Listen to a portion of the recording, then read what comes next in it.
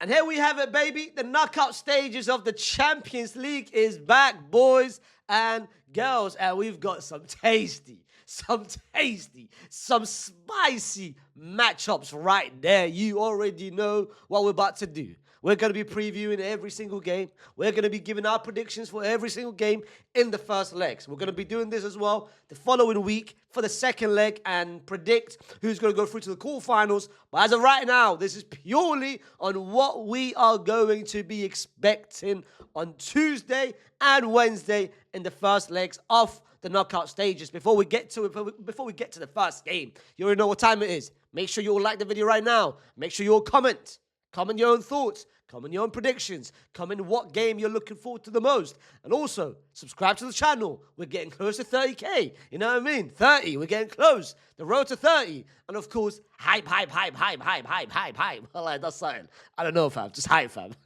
Let's go straight into it with the early kickoff tomorrow between Gala and Liverpool. Of course, they played earlier this campaign, this season, and Gala won 1-0.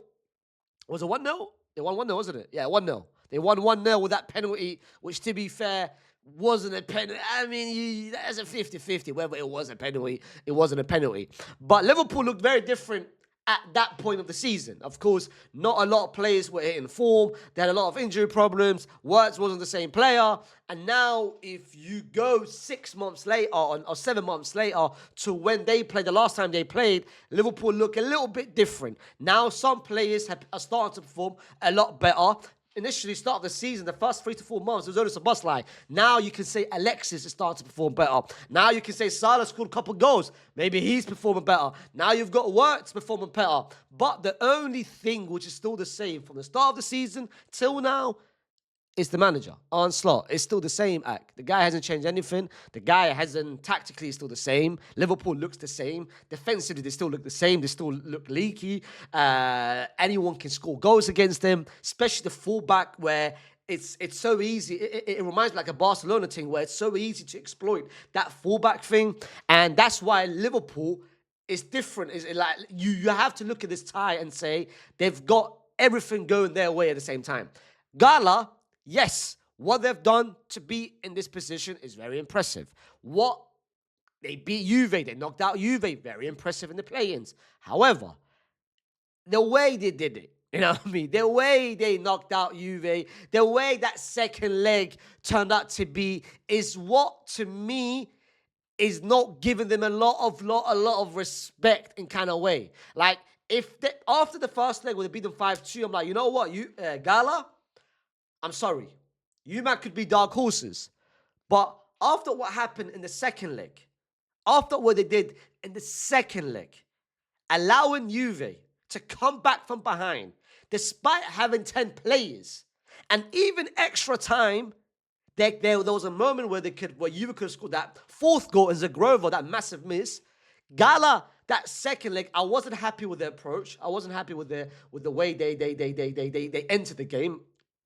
Mindset-wise, it wasn't, let's just kill the game off, get a one goal, boom. Even with 10 players, it wasn't the mindset, they've got 10 players, let's dominate the game, let's control the midfield now. They allowed Juve, they invited Juve to their own half, they allowed. There was no intention to attack, which I wasn't happy with. You can't do that in these kind of games, especially against the Liverpool side. That will hurt you. Liverpool will hurt you. And I feel like now Liverpool look very different to what they were at the start of the season. The first leg, of course, has been playing a Gala. If you ask Liverpool fans, would you take a draw, potentially, and then, of course, finish the game off at Anfield next week? But high-key, I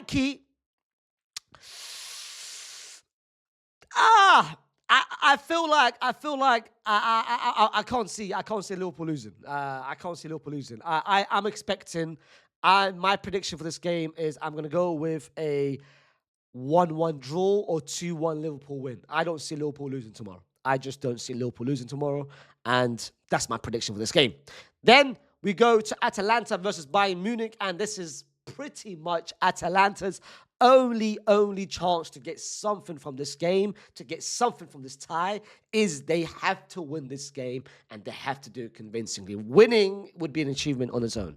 Because Bayern Munich, of course, what they've done, of course, the league is pretty much done. They've got an 11-point cushion ahead of Dortmund. I don't know if you guys saw what happened yesterday. Yesterday, Bayern Munich had a training session, and company changed it, fam. They're like, rather than doing a training session, let's do a barbecue session, fam. Let's do a barbecue, invite the families over, invite the kids, invite the wifeys, invite the mums, the dads, and they had a nice little barbecue, little session with every single person, invite their family, fam. So you could tell the way Bayern is approaching these kind of games and this kind of run, them man are complacent, fam. Them man are calm, them man are collected. They know what time it is. They know right now it's not crucial time. Right now it's not crunch time. Once quarterfinals ring in, that's when that little gear will go up another level. For me, this game, I don't see like what Atalanta have done. Of course, the only Italian team to be in this tournament is of course very impressive.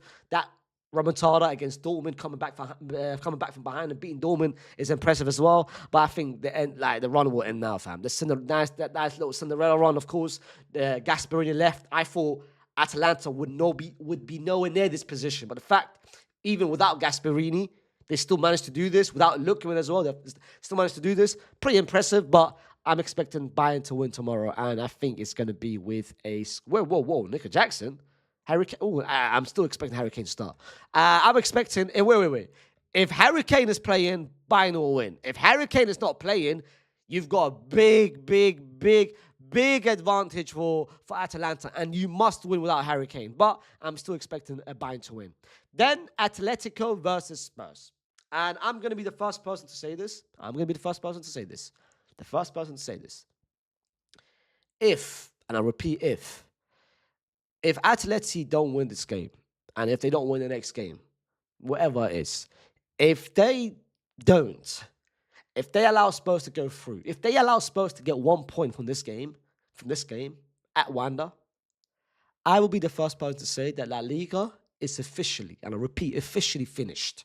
If you allow a team that's yet to win a single league game in 2025, and we're in March, by the way, if you allow that kind of team, that kind of players, that kind of manager with Tudor, if you allow them to beat you when everyone is beating them, fam, wallah, I would never ever gas up. I would never ever hype up the league ever again. Ever again.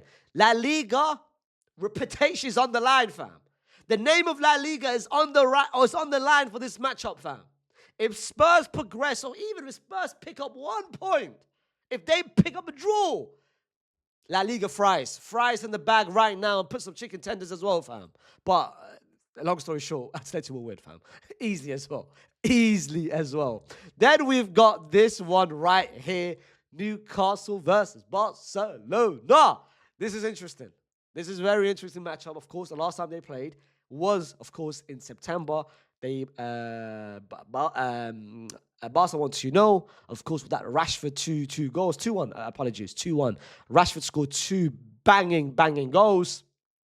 But of course, the last time they played, they had no Lamine Yamal. Lamine Yamal is, of course, back. There is no way I'm expecting this lineup to be the way it is. Foot mob, I don't know what they are doing. I don't know what they're smoking. Come on, Ak, put it in the fries.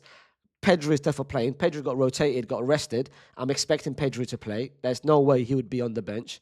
And he would take Danny Olmo's position because Danny Olmo's been cheeks. Lewa, I'm expecting him to stay to play because Ferran has been cheeks himself.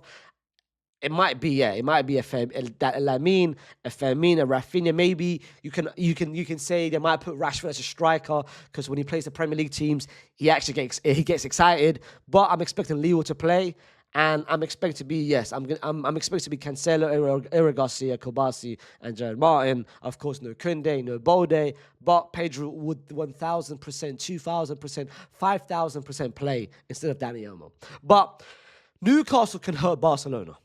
We've seen it with the high line. A lot of teams, even if you go back to when last time they played, that first half, fam, Newcastle could have scored 2 or 3 goals if it wasn't for Juan Garcia. Juan Garcia had a masterclass last time they played. And I'm expecting Juan Garcia to have another masterclass because Newcastle will have their chances. They will attack. they will try to exploit that right-hand side with Cancelo, that left-hand side with Jaron Martin. They are going to use the pace, of course. Where's Anthony Gordon? Wait, what's going on? Where the hell? Wait. Where the hell is Anthony Gordon? Is he injured, fam? Did he play last game? Anthony Gordon came off the bench. Why? What's this lineup, fam? What? Anthony Gordon is 1,000% playing. This is fries. And you're not playing, maybe him on the right. You're playing Anthony Gordon. The pace of Anthony Gordon, the pace of Barnes, I would play Elanga, even though Elanga's been cheeks. I would use the pace of Elanga, especially with that high line of Barcelona. I would play Elanga. I would play a Anthony Gordon up front. I would play maybe an Osolo, who's very, very quick. Harrison Barnes. That's a Harrison Barnes, NBA player. Newcastle will get their moments, but at the same time, I'm expecting Barca to get their moments, especially with the Pedris in the midfield, especially with the Lamine Yamal, especially with the Rafinha. I'm expecting this game. I think Barca's going to win, and I think it's going to be a high-scoring game. I'm expecting this to be a 3-1 Barcelona win. That's my prediction. Then we've got Leverkusen versus Arsenal. That's not really much time to even waste on this. You know what I mean? This is going to be the most predictable Arsenal win. This has got 2-0 Arsenal win written all over it, fam. 2-0 Arsenal win. They're going to score late in the first half. They're going to score early in the second half. They're going to keep the clean sheet, and it's going to end that way. It's going to be 2-0 with a header from Gabriel, with a penalty from Bukayo Saka. That's the way I'm predicting it. Arsenal with a comfortable win against Leverkusen. Then we've got a very interesting matchup. I'm going to be real. A very, very interesting matchup between Bodø, Glimt and Sporting. For some reason, and I understand the hype. I get the hype. I get what Bodø, Glimt has done. I get it. I fully understand it. Bodø, Glimt, of course, what they've done to knock off Inter Milan. They've beaten Manchester City at home. They've beaten Atleti away from home. So I understand what Bodø, Glimt has done. Hence the reason a lot of people have got Bodø, Glimt making this surprise run similar to what Ajax done in the 2018-2019 campaign. And everyone's got Bodø, Glimt beating Sporting. Which I'm kind of looking at. I'm like, really, bro? Like, are we just discrediting what Sporting's going to do to them? I'm not denying what Bodø Glimt has done. I think what Bodø Glimt has done is amazing. Is very impressive. It's very impressive. But look at who they've played. One, they played an Inter side who was cheeks. Inter was bad. Inter was disgusting. Inter was pathetic. It was horrible. Man City, who at that point had a lot of injuries. Again, I'm not taking anything away from it. It's still impressive. And of course, what's it called? An Atletico side, which maybe. I mean, that's the only one. I'm looking at all those five. Look at all those fives. All those sides they've got: Atleti, Man City, and of course Inter. All of them was heavy favourites. Inter was heavy favourites to beat Bodø Glimt. City was heavy favourites, and Atleti was heavy favourites. Bodø Glimt is going into this matchup as they are the heavy favourites. They are expected to win. You know what I mean? They're expected to win. I don't think they will, fam. Sporting are very good, fam. Sporting, they've got players that can hurt you. They've got some good players, bro. They've managed to get points from Paris Saint-Germain. They beat Paris Saint-Germain. Bro, I'm expecting Sporting to win both home and away. I get it, that Norwegian ground, that Bodø Glimt ground, you know what I mean, at that kind of year, at this time of the year, I'm not believing the hype. I'm expecting Sporting to win this game, and I think it's going to be 2-0. That's the way I look at it. If Bodø Glimt wins, then fairs, and I'm going to apologize in my next roundup on Thursday. But I don't expect it to happen. Then we've got, I think, these two, of course, the two biggest matchups. The two biggest matchups. I, of course, will be doing this on my main channel. So this video will be posted on my main channel in the next 3 hours. I'm going to give you my preview on this game. But this game itself, it's so... my head is everywhere. My head is everywhere with what I think is going to happen. Because both teams are entering this game, let's hit and miss, fam. You've got Paris Saint-Germain, who's nowhere near the same team as they were last season. They're losing games. The game against Monaco, I watched it on last Friday. I'm like, bro, really? And even that game itself, like barely progressing to the next round, barely going through Monaco, even though they play with 10 players for both for both games.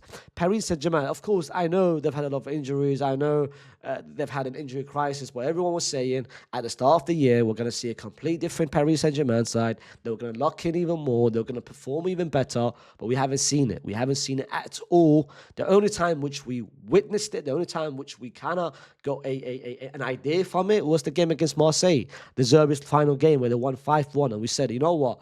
This is when Paris Saint-Germain, they might be on momentum. But after that, they went downhill after downhill after downhill. But you look at Chelsea, Chelsea's not even better as well. Of course, shout out Matisse and what he's done as a manager. Of course, they threw in the cup. But I look at Chelsea, I look at the league run, forget what they've done in the last game against Aston Villa. But I'm looking at the other game, the Burnley, allowing Burnley to come back from behind, allowing Leeds, just before this game, allowing Leeds, you were 2-0 up at home, allowing Leeds to score 2 goals. Arsenal, you didn't look convincing. You've got this habit of every game, you're going to get sent off. Like, I don't trust Chelsea, but I don't trust PSG. So there's 2 clubs that I don't trust at all. It just comes down to which team at that specific day will perform at their best. And at home, at Parc des Princes, Dembele, I've heard that he will play this game. I'm not expecting Draw to play. By the way, those lineups, from what I've seen, has been terrible from FootMob.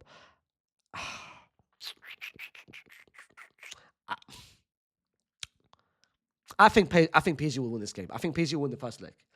Second leg, depending on what the scoreline of this leg will be, it's interesting. But I think in the first leg, purely in the first leg, I think PSG will win. I'm gonna give it a PSG win of 3-4-2. I'm going to go with PSG 4-2. I think it's going to be a high-scoring game, and I'm going to go with 4-2 because Chelsea defensively are horrible. They are horrible. They are not a good defensive side, especially with what we saw against all. Like, Chelsea are expected to concede goals, and you're expected to average about 3-4 big chances against Chelsea. Every side has done it. Like, they don't have a good defensive scheme. It's so easy to get the ball at the back. And Robert Sanchez, as good as a season he's had over the past couple of weeks, man, the guy's been rusty. The guy's been shaky. I'm expecting Paris Saint-Germain to score, and I'm expecting them to score a lot of goals. The same way I'm expecting, because PSG defensively has not been great. It just depends whether PSG will lock in. Are they going to lock in? Because this defensive four was very good last season. So are they going to lock in this time around? I don't think they will. So that's why I'm expecting goals from both sides. But I think PSG will have a lot more goals, and I think they will cherish this game, and they'll lock in this game a lot more compared to what they've done in the previous game. So I'm expecting Paris Saint-Germain to win this game 4-2. Of course, the last game, as I said, Madrid and Man City, that's going to be out on my main channel in the next couple of hours, because this game itself, there's a lot to break down, and we're not going to make this video about 40 minutes long. But anyway, those are my predictions for every single one of those games. As of right now, I'm predicting Liverpool to win, Bayern to win, Atletico to win, Barca to win, Arsenal to win, Sporting to win, Paris Saint-Germain to win, and find out on my main channel who I think is going to win this game. Put down in the comment section what your predictions are in the first leg of every single one of those games. Put down in the comment section which game you guys are looking forward the most. Of course, like the video, subscribe to the channel, and I'll see you soon with another video. Peace.